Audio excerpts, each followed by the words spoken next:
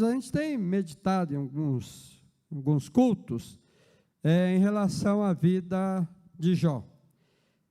Numa das mensagens, preguei sobre a oração de Jó e as reversões da vida dele. Quem foi Jó? Ele viveu no período patriarcal, né, um chefe tribal, mais ou menos na data de Abraão, Isaque e Jacó, né, por volta de 2 milênios antes de Cristo, embora o livro, através da tradição oral, foi escrito depois, 5 séculos antes de Jesus.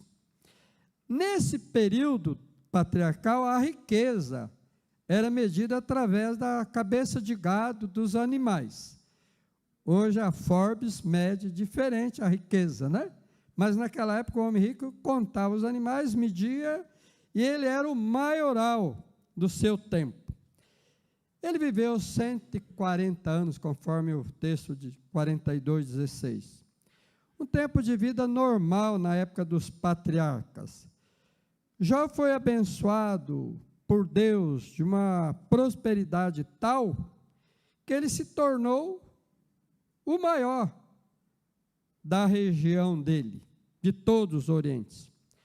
Mas Jó foi vitimado por uma série de calamidades. Ele foi privado da riqueza, foi privado da família e foi privado da saúde, sem ter cometido nenhum pecado. Mas ele foi grandemente acusado. Primeiro, Satanás acusou que ele amava a Deus, porque Deus tinha dado muita riqueza para ele. Não deu certo, ele continuou íntegro, sem o dinheiro ele continuou íntegro. Tem muita gente que é pobre ainda, fica rico, não é mais. Ele era o contrário, ele era rico, ficou pobre e continuou sendo íntegro. Porque a segunda pergunta que Deus faz a Satanás, falou, você viu meu servo Jó? Ele já estava pobre, já não tinha riqueza, já não tinha os filhos. E a segunda pergunta, e o segundo questionamento, Satanás falou, olha, todo homem dá tudo por sua vida, pela sua saúde. E é verdade, né? A pessoa fala, eu daria tudo para ter saúde. O que adianta dinheiro? Não tenho saúde. Se atacar, ele vai blasfemar. Foi atacado na sua saúde, não blasfemou. Não basta, chega a esposa dele lá no monturo, lá com um caco de cerâmica, escoçando, chega a esposa e dá uma palavra de alento para ele, falou, você ainda continua íntegro? Você ainda continua amando a Deus? Amaldiçoa Deus e morra. Jó menciona, nós recebemos os bem de Deus, também não podemos receber o mal. Mal sabia ele que o problema não era nada que Deus estava dando, era uma provação na vida dele, um teste, né, que muitas vezes nós somos reprovados nesses testes. Muitas vezes a gente não quer nem levantar, acontece alguma coisa, muitas vezes pequena, a gente fica tão decaído, né? Hoje eu quero compartilhar com os irmãos sobre esses valores na vida de Jó, que foram fundamentais para a sustentação de todos os momentos da vida dele e são fundamentais para a sustentação da nossa vida cristã. O primeiro aspecto aí, o primeiro valor, é riqueza para abençoar. Irmãos, não tem motivo, não tem lógica. Se os nossos bens, se a nossa vida não for para abençoar, não faz sentido. Não tem sentido. A nossa vida é para abençoar, a nossa riqueza é para abençoar. Ninguém é tão pobre que não tenha alguma coisa para abençoar alguém. Todos nós temos que podemos abençoar. Nessa riqueza para abençoar, o primeiro aspecto está no versículo número 1 do texto lido. Este homem era íntegro, reto, temia a Deus e se desviava do mal. Primeira riqueza para abençoar, já era rico espiritualmente, no espiritual. Ele era íntegro, já não tinha inadequações na sua vida espiritual. Não tinha inadequações. Quando a Bíblia fala que ele era íntegro, quando Deus fala que ele era íntegro, não era um testemunho do pastor Ferreira, era um testemunho de quem conhece o coração. Ele não tinha inadequações espiritual. Esse texto de integridade, essa palavra também, Noé é um homem íntegro na sua época, de mazelas, de pecado, de tanta coisa ruim, Noé era íntegro. Abraão era íntegro. E nós vivemos numa época terrível. A minha pergunta, você é íntegro? A gente vive numa época terrível. A pessoa fala, é mais fácil, irmãos, toda época, todo momento tem o seu tempo, tem as suas lutas, tem os seus dilemas. Nós precisamos sermos íntegros. Nós não podemos ter inadequações espirituais na nossa vida. Como pastor, né, é triste, né, algumas coisas que chegam, é triste. A gente fica abatido, porque é uma mazela desnecessária em vidas de pessoas que se dizem espirituais. Nós não podemos ter essa inadequação, a gente tem que ser íntegro nas coisas de Deus. A gente tem que ser correto diante de Deus. A riqueza espiritual, reto, firme nos padrões de Deus. Ele andava em retidão. O alvo era Cristo. Batia o olho e seguia. Andar em retidão. Ele era temente a Deus. Temor e reverência a Deus. Zeloso na vida espiritual. Nós vivemos, né? O temor de Deus hoje é mais ou menos isso. Você vê, né? Aquele que está lá em cima, aquele não, é o nosso Deus, o nosso Salvador, que merece o nosso temor, o nosso respeito, a nossa consideração, a nossa reverência a um Deus. Ele era zeloso na vida espiritual. Desviava do mal. Ele era rico mesmo, viu, irmãos? Olha. Seu sofrimento não foi provocado por pecado. Foi acusado, porque esse dilema do bem e do mal, ele segue na filosofia, na teologia, e muitas vezes a gente quer colar sofrimento com pecado. Muitas vezes a gente quer colar prosperidade com santidade. Irmãos, é muito mais complexo, é muito mais profundo. Mas era um homem que se desviava do mal. A gente precisa desviar porque o mal está no nosso caminho, né? A gente precisa desviar. A gente precisa tomar muito cuidado em relação a isso. Riqueza para abençoar, sua riqueza financeira, versículo 3. Tinha tanta coisa, né? Ele era o maior de todos os do Oriente. Eu não sei quem é o maior aqui da Vila Santa Isabel, né?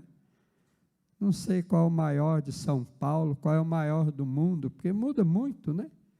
De repente as ações vão lá embaixo, sobe, mas tem os maiorais. Tem gente com muito dinheiro, ele era muito rico. Ele era o maior. Sua riqueza financeira. Mas eu queria que você ficasse bem atento. Todas as coisas que Jó tinha, nada superava a sua riqueza espiritual. Porque ele era o maior na sua riqueza financeira. Sua riqueza social. Corre a sua Bíblia aí, vamos lá para o capítulo 29. Lá ele faz uma retrospectiva, é joia, né? Capítulo 29. A partir do verso 7 até o 16. Dá uma olhada aí, na sua riqueza social. No seu relacional. Olha a riqueza desse homem. É uma retrospectiva que ele faz. É um momento de reflexão que ele faz. É tão bom, né, a gente fazer uma reflexão, a gente pensar, olhar um pouco para trás. Muita gente quer olhar só para frente, mas é bom a gente fazer uma retrospectiva, né? A sua riqueza social, do capítulo 29, do 7 ao 16. Versículo número 11.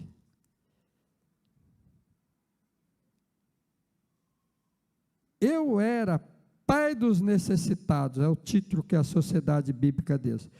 O ouvido que me ouvia dizia que eu era feliz, o olho que me via dava testemunho de mim.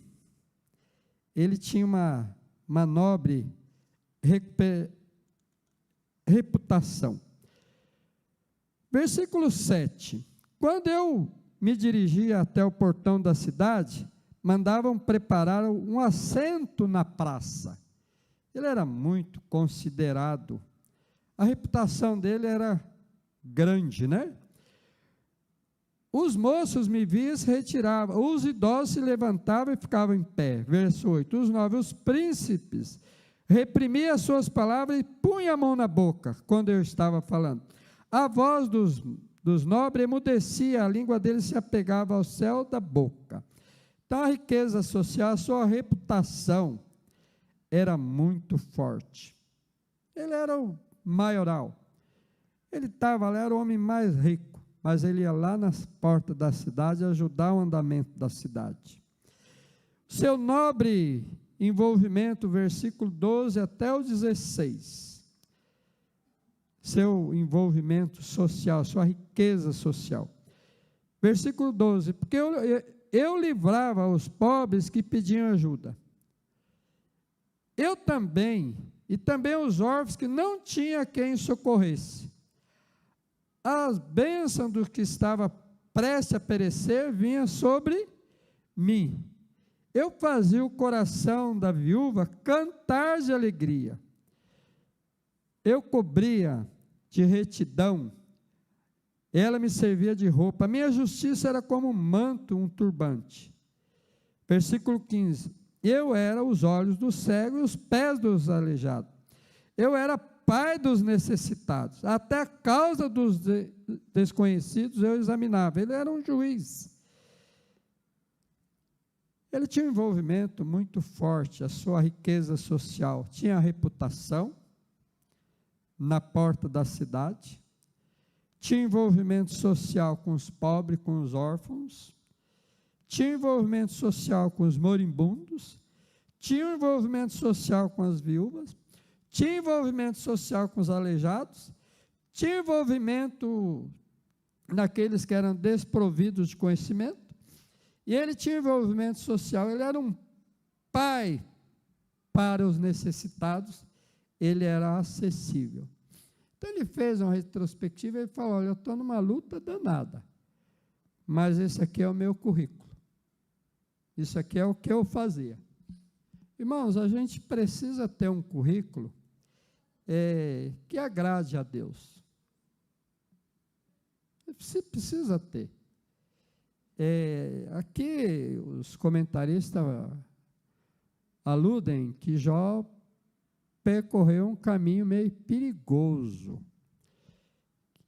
A palavra de Deus é inspirada pelo Espírito Santo, né? Por que registrou essas coisas? Falou que será que ele tinha orgulho dessas coisas? Será que ele não estava correndo um risco? Eu fiz. É uma descrição do Espírito Santo falando sobre Jó. Se o Espírito Santo fazer uma descrição falando sobre você, não sei quantas coisas ele vai escrever. Mandar escrever. Mas essa era a característica desse homem. Os menos favorecidos eram socorridos, assistidos, orientados e abençoados. Até os desconhecidos eram abençoados por Jó. Muitas vezes a gente quer abençoar só quem a gente conhece. Muitas vezes a gente quer abençoar só aquele que está entre os muros. Sua sabedoria ajudava o bom andamento da cidade. Sua sabedoria no falar, suas palavras eram esperadas como a chuva na primavera. Legal, né, quando você conversa com uma pessoa que tem muito compartilhar da palavra de Deus. Muitas vezes a pessoa tem muito de compartilhar do que ele faz na obra de Deus, mas é legal compartilhar sobre a palavra de Deus. A palavra de Deus é a grande bênção, né? Seus atos de bondade. Em outras palavras, há 2000 anos antes de Cristo, ele já praticou a verdadeira religião descrita em Tiago 1:29.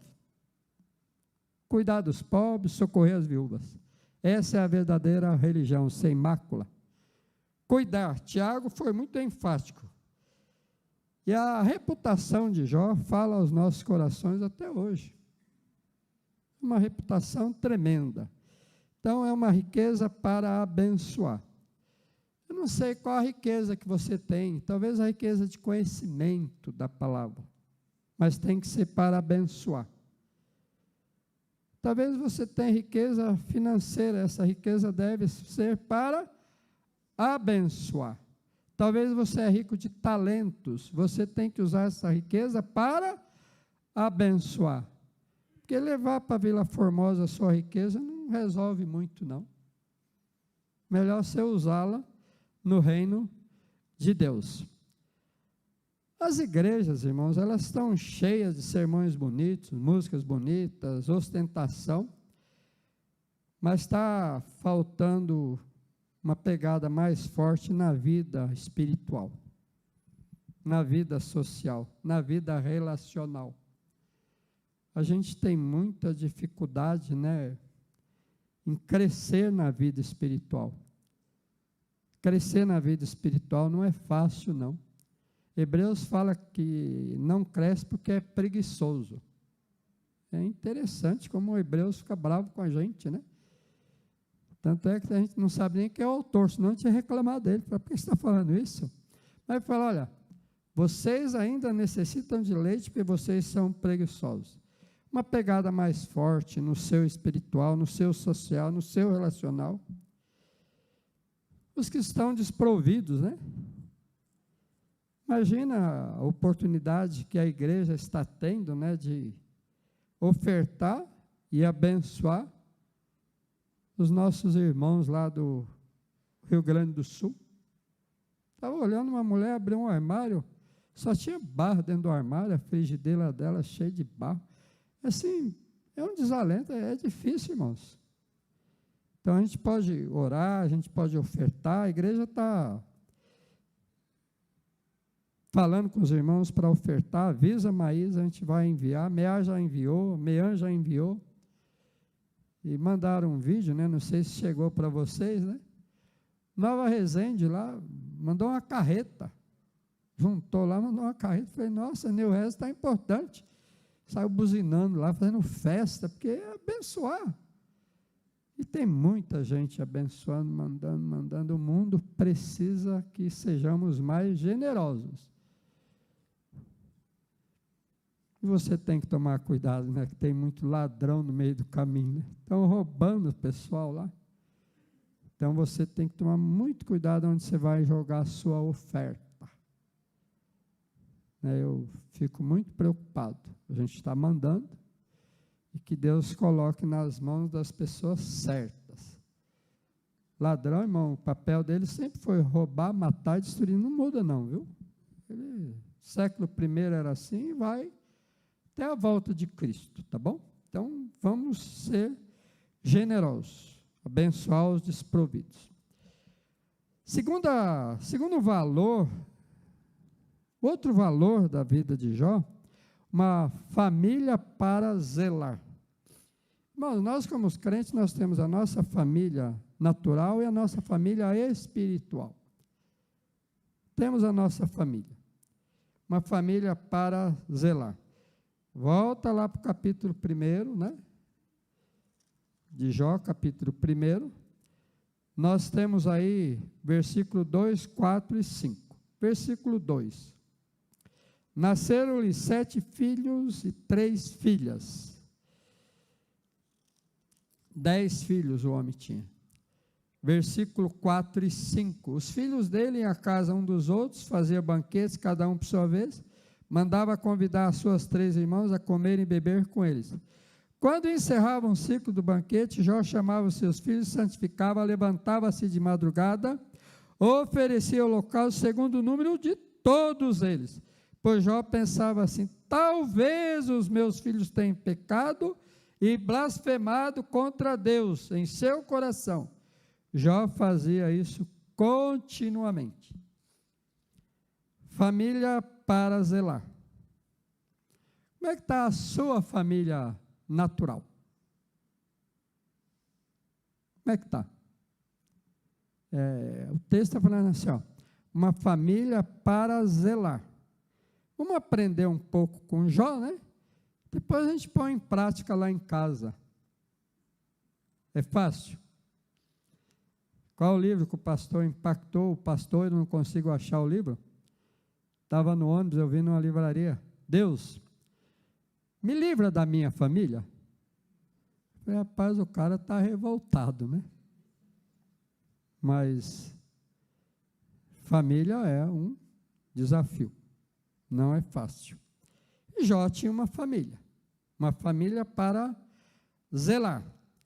Primeiro aspecto aí, versículo 2 e 4, comunhão familiar. Quantos filhos eram? 7 homens, 3 mulheres, 10 filhos. Tinha um lar lá para trás, eram 2, Abel e Caim. Que harmonia tinha esse lar, né, irmãos? Chamou outro com a peixeira embaixo, devia ser cearense, né? Chamou outro, né? No campo, falou, vamos ofertar. Matou. Abel morreu, né? Caim matou o seu irmão. Isaú e Jacó já nasceram brigando. Um já agarrado no calcanhar do outro lá, uma briga danada, depois brigaram. Um foi para a casa do tio. 2. Interessante. Jó eram 10. Lá em Minas Gerais, o Agenor Ferreira, eram 7. Irmãos, era arte todo dia. É muita arte. 7. 5 homens, 2 mulheres. Tudo quanto é arte que você possa imaginar. O pai falava assim, ó, não faz isso. A gente parece que escutava assim, faz isso. Igualzinho na sua casa, com o seu filho, com a sua criança. Não faz isso. Não põe a mão aí no forno que está quente. Você vira as costas, o que foi? Pus a mão, mãe, queimou. Agora imagina 10 filhos. É legal, irmãos, que havia na casa deles uma comunhão familiar, celebração entre os filhos. E Jó fala assim na retrospectiva, era tão bom quando eu tinha os meus filhos ao meu redor, comigo, era tão bom quando ele não tinha mais saúde nem família, ele fala, era tão bom quando eu tinha meus filhos. Agora nós vemos uma celebração de 10 filhos, iam nas casas, um ia na casa, passava o turno, ia na casa, passava o turno, ia na casa, tudo. Irmãos, celebração é joia, é joia. E o serviço para a celebração? O antes, quando você vai receber lá na sua casa, lá não era diferente. Quando você vai receber alguém, o que acontece?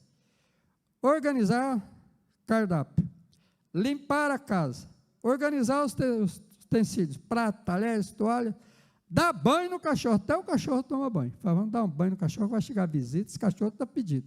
Vamos deixar tudo em ordem. Dá trabalho esse negócio de preparar. É o antes. Durante, precisa mais isso, precisa mais aquilo, acabou a coca, acabou o suco, corre atrás de sorvete, vai correndo, é serviço. Eram 10, estavam lá celebrando, acabava, era serviço. O depois da celebração, acabava a celebração, não acabou? Como é que é lá na sua casa, quando você recebe as pessoas, acaba a celebração, como é que está lá? Como é que está? Casa desarrumada, pia cheia, e tem uns que são bons nesse negócio. Eu falo a primeira parte, quem conseguir fala a segunda. Barriga cheia, pé na areia. Lá em Minas, encheu o pandu, desculpa, não vou poder ajudar a lavar a louça, tal, e raspa. E você fica com raiva. você fica nervosa. Irmãos, lá em Jó, a comunhão familiar estava acima das dificuldades do antes, durante e depois. Folgado sempre tem, ou não? Viaja em família. Viaja, pega aí 30 pessoas da família para ver se não tem uns 3 folgados. Se for na praia, passa protetor e vai e chega, já está pronta a comida? Ah, vai atrasar, a gente queria voltar, até marcamos um barco. E você fica cozinhando, lavando, ajeitando e tal, e o folgado lá, mas tem 27 legais. Por causa dos 3 folgados, você fica com raiva dos 30. Não. Vamos valorizar os bons. O barriga cheia, pé na areia, vai ter em todo lugar. Ah, se vai ter. Vai ter, lá na sua casa tem, na sua família tem, na família não sei o que tem, mas vale a pena investir nas celebrações, vale a pena a comunhão familiar, vale. Receber talvez não seja fácil, é mais fácil para uns, mais difícil para outros, mas receber é uma bênção. Qual a pergunta? Qual foi a última celebração em família, na sua casa? Maio é o mês da família, você não viu a sua família ainda? Ainda dá tempo. Fala, vou receber. Vou ser teimoso. Vou jejuar e vou receber a minha família. Ou eu vou na casa da minha família. Eu tenho um irmão que faz um tempo que eu não vejo, eu estou caçando ele. Ele fala, você tem que vir almoçar aqui em casa. Eu estou caçando ele. Se ele não vier, vai ser pior, porque eu vou lá na casa dele. Falar, vamos comer um lanche aí. É a celebração da família. Não é fácil. Agora, é o segredo. A celebração, irmãos, acontecia. Fala assim, mas como é que pode 10 irmãos em paz, em união, em harmonia? O segredo está aqui nesse velho chamado Jó. Eu acho que você pode pegar isso aqui para você, viu, paizão? É o pai, né? Se o pai não pegar, vai a mãe, mas é legal o pai. O que está escrito no versículo 5 do capítulo 1? Quando acabava os banquetes, Jó chamava os seus filhos, santificava, levantava-se de madrugada, oferecia holocausto, segundo o número de todos eles. Ele pensava assim, talvez os meus filhos tenham pecado, blasfemado contra Deus em seu coração. Jó fazia isso aí continuamente. O zelo do pai, o zelo do pai. Versículo 5. Dedicava tempo para cuidar. Era 10. O que ele fazia? Chamava os seus filhos. Quantos ele chamava? 10. Jó chamava os seus filhos. Já pensou chamar 10 filhos e escutar eles? Tem hora que a gente tem dificuldade de escutar um. 10. Então, primeiro segredo, Jó dedicava tempo para cuidar. A gente precisa dedicar tempo para cuidar. Eu fiquei muito triste comigo mesmo. Fiquei triste. Falei, puxa vida, eu devia ter aproveitado a oportunidade.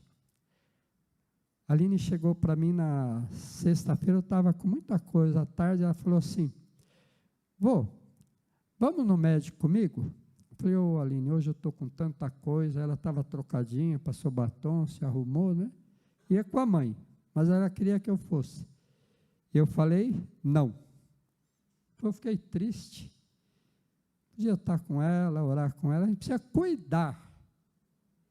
Bateu uma tristeza no meu coração. Ela não sabe de nada. Mas você viu a oportunidade que eu tive de estar com ela? Ela me convidou, ela geralmente convida a avó, né? Porque a avó tem açúcar, né? Então, mas a mãe, ela falou, então você vai comigo? Eu falei, Aline, eu não consigo. E muitas vezes, irmão, a gente não consegue tempo para as pessoas, para os nossos filhos. Jó tinha muita coisa, ele era um homem muito envolvido na sociedade, no trabalho, ele era um poderoso no agronegócio. Mas ele tinha tempo para quê? Chamar 10 filhos e conversar com ele. Dedicava tempo para oferecer o holocausto, 10 holocaustos. E que hora que ele fazia? Levantava de madrugada, talvez se ele deixasse para tarde, não ia, levantava bem cedo. Você percebeu quando a gente levanta cedo, o dia rende, não é verdade? O dia rende bastante. Ele levantava de madrugada para oferecer. Ele dedicava tempo pensando nos filhos. Será que blasfemaram contra Deus? Será que eles cometeram algum pecado? Na dúvida, Jó falou assim, eu vou errar para mais. Eu já vou oferecer o holocausto. Se não fizeram nada, tudo bem, mas se fizeram, eu já ofereci. Pai zeloso. Quando é que ele fazia isso, irmãos? Continuamente. Ele perseverava. Família para zelar. Ele perseverava. Irmãos, cuidar dos nossos filhos, cuidar. Uma babá cuida, cuidar do idoso, um cuidador cuida, mas zelar é só você. O zelo é algo muito maior do que cuidar.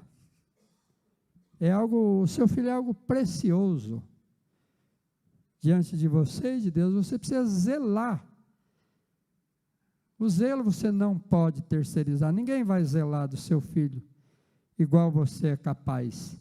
E Jó zelava dos filhos, dando tempo, oferecendo, pensando, e era contínuo. O versículo 5, você risca ele aí na sua Bíblia, ele mostra um bom caminho a ser seguido pelos pais. Um bom caminho. Risca aí, fala, eu quero ver se eu fico meio igual a Jó na minha vida com meus filhos.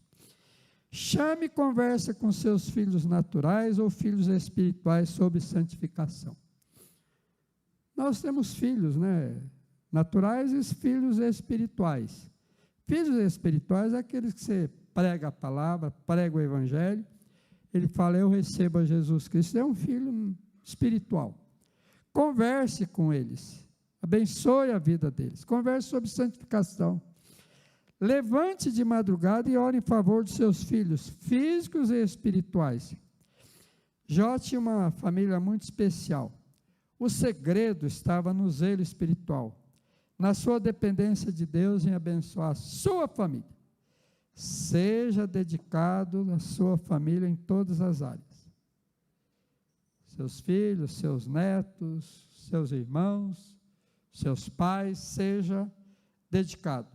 E por último, dos valores de Jó, Deus para sustentar. A gente volta lá para o capítulo 29. Está dando muito eco aí, não? Capítulo 29, de 1 a 7. Deus para sustentar. Na retrospectiva dele, ele foi enfático como Deus sustentou, como Deus abençoou. Jó, quando ele fez essa retrospectiva, quando ele trouxe a memória, Jó estava tomado de lepra, com odor insuportável, se coçando com um caco de cerâmica. Nessa retrospectiva dos seus dias áureos, de maneira maravilhosa, ele declarou que Deus é o sustentador. É Deus, viu, irmãos? A gente depende de Deus. Ele declarou isso aí. Versículo número 2, Ah, quem me dera ser como fui nos meses passados, como nos dias em que Deus cuidava de mim. Falou, Deus cuidava de mim. Deus me guardava. Versículo número 3. Quando Deus fazia resplandecer a sua lâmpada sobre a minha cabeça, quando eu era guiado por sua luz e caminhava na escuridão. Lâmpada para os meus pés é a tua palavra. Jó fala, olha, Deus me guiava. Deus é quem me guiava. Versículo 4. Quem me dera ser como foi nos dias do meu vigor, quando a amizade de Deus estava sobre a minha casa. Era Deus como amigo, guardando a casa. Versículo número 5. Quando o Todo-Poderoso ainda estava comigo, e os meus filhos estavam ao redor de mim. Deus presente, Ele é sustentador, você vai ver nessa retrospectiva. Versículo número 6, é uma metáfora. Quando eu lavava os meus pés em leite, e da rocha me corria rios de azeite. Quando Deus fazia Jó prosperar, em tudo que ele punha a mão, prosperava. Versículo número 7, Deus sustentando. Quando eu me dirigia até o portão da cidade, e mandava preparar o meu assento na praça, Deus deu honra. Deus iluminou, Deus sustentou, Deus estava comigo, Deus era meu amigo, Deus estava presente, Deus me prosperou, Deus me deu honra, e outras palavras, Deus para sustentar. Quem que sustenta nós, irmãos? É Deus. Quem sustenta a minha vida é Deus. Jó não sabia das acusações de Satanás e da liberação de Deus para destruir os seus bens e família, menos tirar sua vida. Mas uma coisa Deus sabia. Jó sabia que Deus era a fonte de todas as bênçãos recebidas e que Ele era o sustentador de tudo. Por fim, ele fez a grande declaração sobre Deus: eu sei que meu Redentor vive, e nenhum de seus planos poderá ser frustrado. Deus é o nosso maior bem, Ele é tudo o que temos. Sabia disso? Ele é o nosso bem, Ele é tudo o que temos. Vivemos num mundo tenebroso, diabólico, de homens violentos. Devemos vigiar e buscar em Deus, que é o nosso refúgio e baluarte, para a nossa vida e para a vida da nossa família. Tenho mencionado aqui, né, irmãos? A bola da vez agora se chama família. Eu não sei porque eles estão com tanta bronca da família. Mas Deus criou a família, Deus sustenta a família, Deus guarda a família. E você é responsável lá, naquele versículo 5, zelar da sua família. Zelar, com muito amor. Concluindo a palavra dessa noite. Jó foi abençoador através da sua riqueza financeira. Jó também zelou da família com muita dedicação. E por fim, declarou firmemente que Deus é o grande sustentador. Nós também precisamos partilhar daquilo que temos recebido de Deus.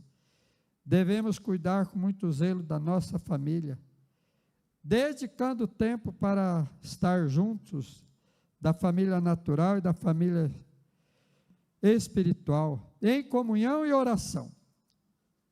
E por fim declarar de forma firme e enfática, Deus é o nosso sustentador. Não tem outro, irmãos. Ele é a rocha. Os nossos pés firmados sobre a rocha. Que Deus abençoe a sua palavra no nosso coração Que Deus dê a nós a prosperidade em família. Que os valores da vida de Jó também sejam os valores da nossa vida. Quando você pensar em Jó, não pensa só nas mazelas que ele sofreu, não. Falei, teve valores tremendos, né? Deus tem abençoado, Deus tem cuidado.